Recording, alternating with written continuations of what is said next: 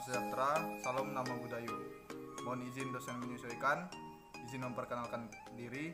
Nama Taruna Remaja Antonius Borneo, nomor Taruna 1901057, program studi Diploma 4 Transportasi Darat, kelas TD 2.7. Pembuatan video ini untuk pemenuhan tugas Sistem Informasi Manajemen Transportasi Darat dengan dosen pengampu Insinyur Eli Jumaili, MTI. Di sini saya akan menjelaskan tentang Parking Management System atau Sistem Manajemen Parkir. Pertama-tama kita harus mengetahui apa itu SIM Transdar. SIM Transdar sendiri memiliki definisi beberapa komponen yang saling bekerja sama mengolah data khususnya pada bidang transportasi darat sehingga data tersebut menjadi lebih bermakna dalam pengambilan keputusan. SIM Transdar membantu sistem dalam memberikan laporan kepada manajemen atau pimpinan baik di bidang sarana, prasarana maupun penerapan kebijakan dengan tepat dan cepat. Lalu kita masuk ke Parking Management System. Parking Management System atau Sistem Manajemen Parkir adalah tentang cara yang dapat dilakukan atau sistem terkait dengan penanganan parkir kendaraan, berupa penyediaan informasi yang diperlukan terkait lokasi parkir, space yang tersisa, jam masuk, jam keluar, dan akses gerbang serta penanganan biaya parkir yang harus dikelola. Terus, bagaimana bisa Parking Management System atau Sistem Manajemen Parkir dikatakan sebagai SIM Transdar? Dalam manajemen parkir, sistem ini didapat input data real time yang disimpan ke dalam database untuk dilaporkan kepada pihak manajemen. Data pada database bisa diakses sendiri oleh pihak manajemen untuk menjadi arsip laporan harian, bulanan, tahunan, atau laporan sewaktu-waktu jika diperlukan. Parking Management System ini memiliki tujuan yang pertama, memberikan kemudahan pada saat memarkirkan kendaraannya. Yang kedua, memberikan rasa aman dengan adanya sistem kontrol dan standar pengamanan yang terpadu. Yang ketiga, memberikan kenyamanan kepada konsumen dengan telah tersedianya informasi data penguatan parkir secara tepat, akurat, dan aktual. Parking Management System memiliki fungsi yang pertama, meningkatkan kinerja arus lalu lintas yang lancar dan tertib. Yang kedua, meningkatkan aksesibilitas parkir yang baik bagi pengguna.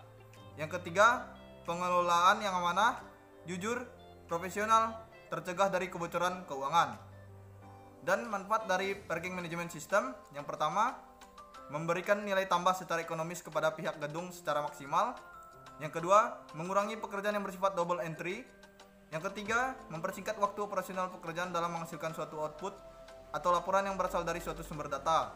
Yang keempat, menambah kinerja pengelola parkir dalam meningkatkan pelayanan kepada pengguna area parkir. Yang kelima, meringankan beban pemilik gedung atau area terbuka dalam menyediakan waktu dan tenaga. Di dalam Parking Management System sendiri mempunyai komponen-komponen.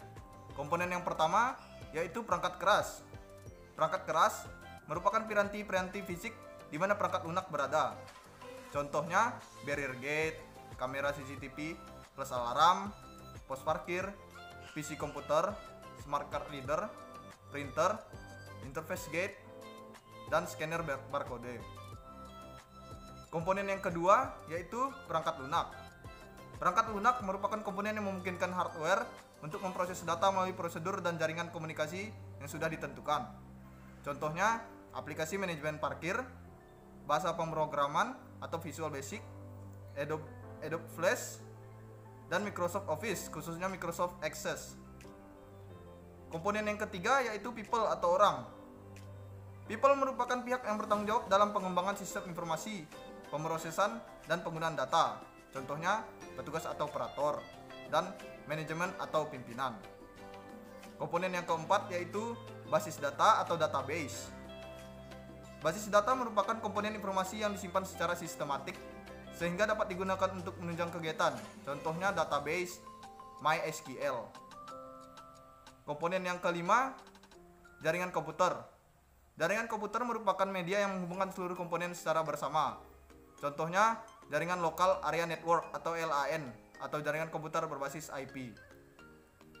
Komponen yang keenam atau komponen yang terakhir yaitu prosedur.